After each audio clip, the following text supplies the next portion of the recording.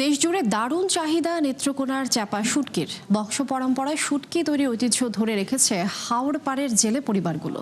কিন্তু প্রতি বছর হাওড়ে দেশি মাছ কমে যাওয়ায় ভাটা পড়েছে উৎপাদনে। যদিও মাছের উৎপাদন বাড়াতে পদক্ষেপ নেওয়ার কথা জানান মৎস্য কর্মকর্তা। মির্জা হৃদয় সাগরের তথ্য ছবিতে ডেস্ক রিপোর্ট।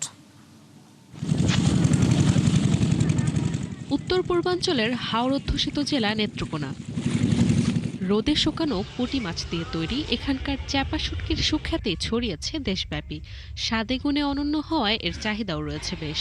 সাম্প্রতিক বছরগুলোতে হাওড়ের পানি কমায় পাওয়া যাচ্ছে না পর্যাপ্ত দেশীয় মাছ, আর তাতেই ভাটা পড়েছে শুটকির উৎপাদনে। ফলে দাম বাড়ছে সুস্বাদু এই খাবারের।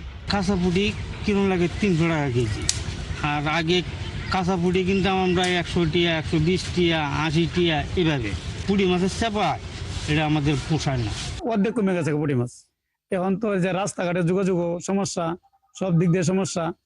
বংশ পরম্পরায় এই পেশার সাথে জড়িত এই অঞ্চলের হাজারো মানুষ।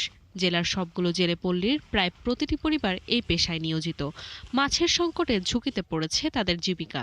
অভিযোগ করেন, অবৈধ জাল ও কীটনাশক ব্যবহারে দিন দিন কমছে মাছের উৎপাদন।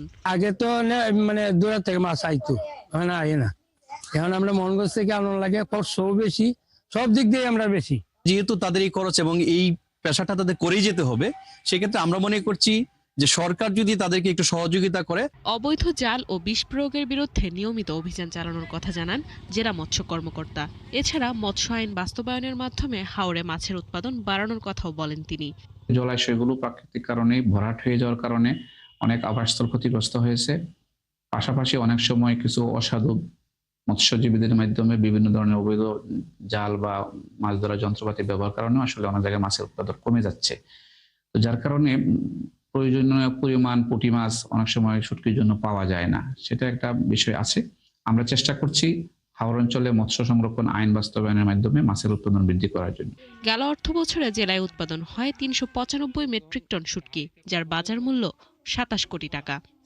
Desk report ৭১।